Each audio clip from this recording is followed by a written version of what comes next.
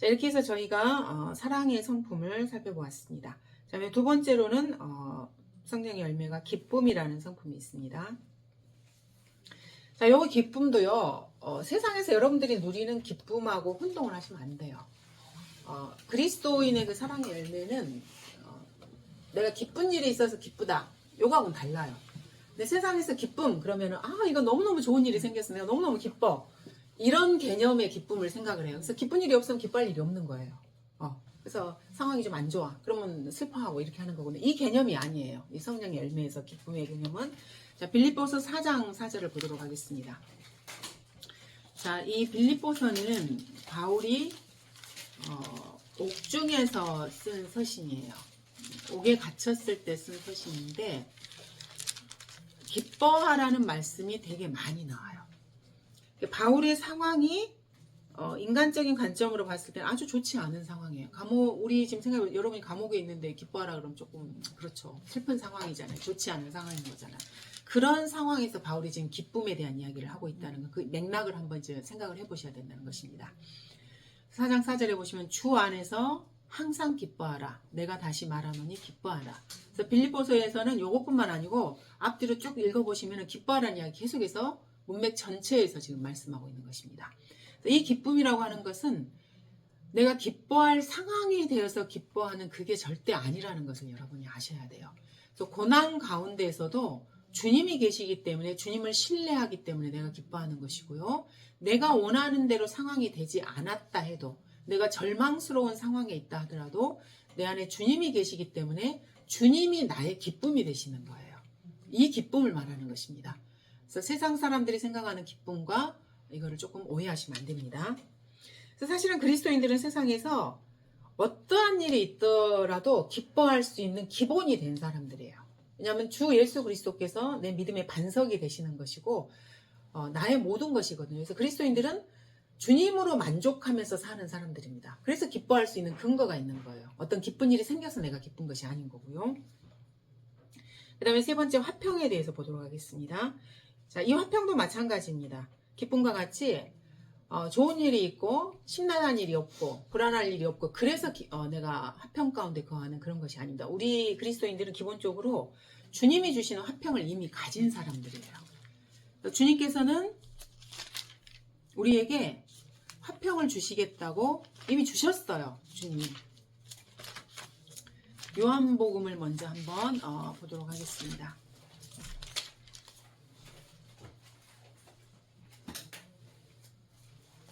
자, 요한복음 14장 1절부터 보시면은 너희는 마음에 근심하지 말라. 너희가 하나님을 믿으니 또한 나를 믿으라. 라고 말씀하시면서 마음에 근심하지 말 것을 주님께서 말씀을 하십니다. 그리고 2절부터 쭉 보시면은 하늘에 저택들이 있다고 주님이 말씀을 해주셔요. 그리고 처소를 마련해 주시겠다. 그러니까 우리가 영원히 살 곳은 지상이 아니라고 말씀해 주시면서 우리의 처소가, 우리의 대저택이 하늘나라에 있다라고 말씀을 하셔요. 그래서 근심하지 말 것을 주 예수 그리스도께서 제자들에게 지금 말씀하고 계시는 것입니다. 그래서 혼을 만족시키는 이 하나님의 평안이 우리 안에 있기 때문에 화평을 우리가 가질 수 있는 것이고요. 우리 그리스도인들의 본향은 하늘나라이기 때문에 화평을 가질 수 있는 것입니다. 그리고 화평을 유지하려면 가장 기본적인 것이 뭐냐면은 감사를 하셔야 돼요. 감사하지 않으면 화평이 안 돼요. 계속해서 뭔가를 요구하게 되고 불만족스럽고 그래서 불평불만이 많은 사람은 이 주님이 주신 화평을 누릴 수가 없습니다. 그래서 여러분 안에 내가 뭔가 불평거리가 이렇게 있고 만족스럽지 못한 부분이 있고 뭔가 자꾸 이렇게 짜증이 나고 이렇게 하는 것들이 있으시면은 내가 정말로 주님 앞에 지금 감사하는가 자신의 마음의 상태를 좀 살펴보셔야 돼요. 그래서 감사하지 않으면 절대로 마음에 주님이 방금 약속하신 금심하지 말라는 이 명령을 지킬 수가 없습니다. 화평을 유지할 수가 없는 것입니다. 그래서 그리스도인들이 정말 해서는 안 되는 것 중에 하나가 불평불만하는 거예요. 이게 뭐 세상에서는 그렇게 큰 범죄가 아닙니다. 그리고 이제 모이면 사람들이 이렇게 불평불만하는 게 습관화되어 있어요. 자기가 원하는 그 만족스러운 그 기준치에 도달하지 않으면 그것이 되지 않은 것으로 인해서 이거는 또 뭐 이게 안 되고 뭐 이게 어쩌네 뭐 이렇게 불평불만이 일상화되어 있는 것입니다. 세상은 그렇지만 그리스도인들은 그렇게 사는 사람들이 아닙니다. 어떠한 상황에서도 감사의 기도를 찾으셔서 감사하는 삶을 사는 게 그리스도인들의 세상과 다른 그 삶의 그 모습입니다. 실천적인 삶의 모습. 골로새서 3장 15절도 보도록 하겠습니다. 그리스도인의 이런 실천적인 삶의 모습들을 배우지 못하고 구원만 받으면 땡. 그래서 나는 이제 지옥에 안 가니까 모든 게 다 되었어. 이렇게 생각하시면 절대 안 되는 것이에요. 근데 이제 그 이단 사입이나 기독교계에서는 구원이 목표예요. 그래서 그 다음에 이런 것들을 논할 그 기본이 안 돼 있기 때문에 논할 수조차 없어요. 구원을 받는 것이 그 사람들에게 목표이기 때문에. 자, 16절에 15절을 보시면은 하나님의 화평이 너희 마음을 다스리게 하라. 자, 예수님께서는 우리에게 화평을 주셨어요. 내가 너에게 화평을 주노라라고 말씀을 하셨거든요. 이미 주신 화평을 너희 마음을 다스리게 우리가 하셔야 되는 것입니다. 그래서 주님은 우리에게 화평을 주셨고 그 주신 화평이 나의 마음을 다스리게 하는 것은 내가 해야 될 몫입니다. 그리스도인 각자가 하셔야 할 몫이고 아까 말씀드린 대로 그렇게 하시려면 불평불만을 하시면 안 되고 감사하는 것이 그 첫걸음입니다. 이를 위하여 너희가 한 몸으로 부르심을 받았나니 또한 너희는 감사하는 자가 되라고 지금 여기 말씀하고 계세요. 그래서 화평의 조건이 감사입니다. 그래서 감사하는 사람은 불평불만하지 않습니다. 그래서 이것도 여러분이 수시로 묵상하시면서 여러분 안에 이 말씀이 자리 잡고 역사하실 수 있도록 실제로 이제 실천을 하시면 되겠습니다.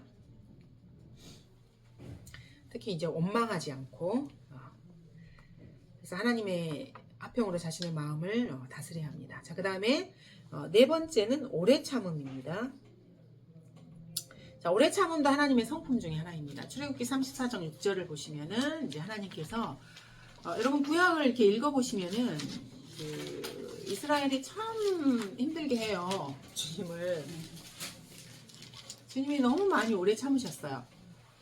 근데 사실은 그 모습이 우리 육신의 모습이에요. 이스라엘이 했던 그런 믿음 없이 행하였던 그런 것들. 이제 구약에서 이스라엘은 우상 숭배를 하고 그런 것들을 이제 했지만 우리가 탐심도 우상 숭배라고 이미 배웠잖아요. 그래서 우리 내부 안에 일어나는 우리 마음속에서 일어나는 이스라엘이 했던 우상 숭배나 이런 것들이 그리스도인들이고 비일비재하게 일어나는 것들은 사실 그래서 같은 맥락으로 여러분이 보셔야 됩니다. 그래서 그래야 자신에게 영적인 교훈을 찾아서 적용을 하실 수가 있는 것입니다.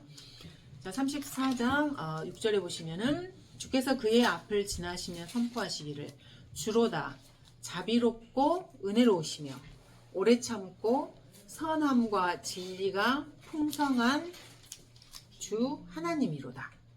자비를 수천 대까지 간직하며 죄악과 허물과 죄를 용서하나 범법자가 결코 깨끗하게 되지는 아니하리니 이렇게 말씀을 하시면서 주님께서 주님의 속성이 오래 참으시는 속성을 지금 말씀하고 계십니다.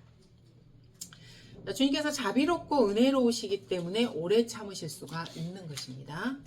그리고 자비를 수천 대까지 주님께서 이렇게 해주시겠다고 약속을 하고 계십니다. 이 하나님께서 여러분 안에 내주하고 계신 것입니다. 자비롭고 은혜로우시고 자비로우신 주님께서. 그래서 성령님께서 성령님의 형태로 하나님 삼위의 하나님께서 여러분 그리스도인 안에 내주하고 계시기 때문에 우리 그리스도인들도 충분히 이 성품을 발휘할 수가 있는 것입니다. 오래 참을 수가 있는 것이고요. 그 다음에 다섯 번째로 친절이 나옵니다. 친절도 마찬가지로 내주하시는 하나님의 겸손과 온유에서 나오는 성품입니다. 그래서 그리스도인이 오래 참을 수 있는 것이고요. 자, 근데 이 친절과 관련해서도 이제 잘못된 개념들을 좀 살펴봐야 이게 어떤 게 정확하게 친절인지를 우리가 좀 알 수 있습니다.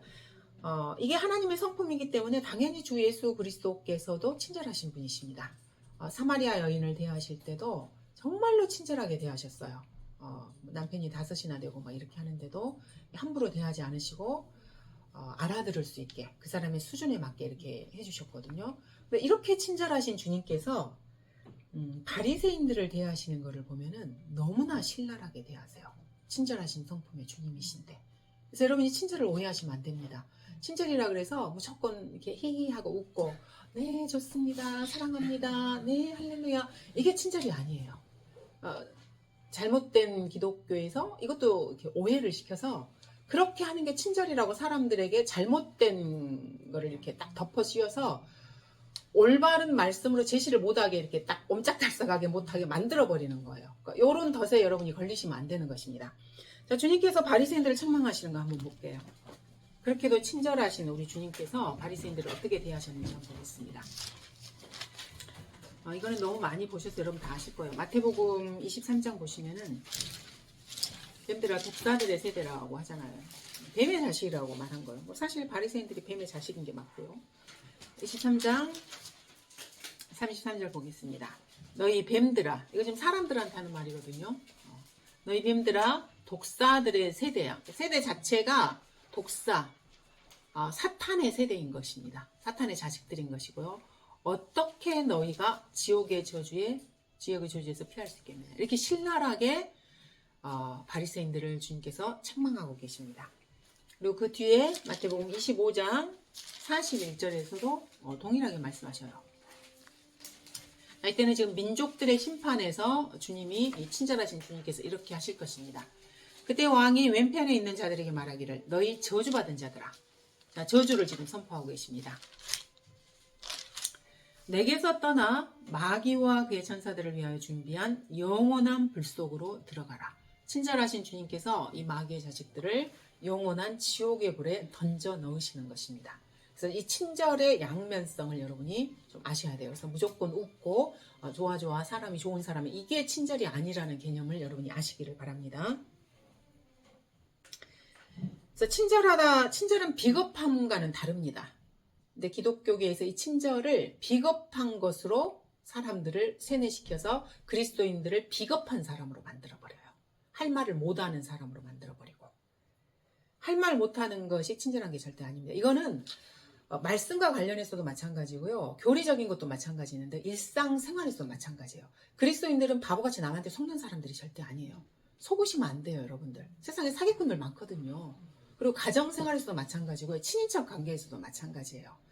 그 사람들이 말하는 걸 다 좋아요, 맞아요 이렇게 웃으면서 이게 받아들이는 사람 아니거든요.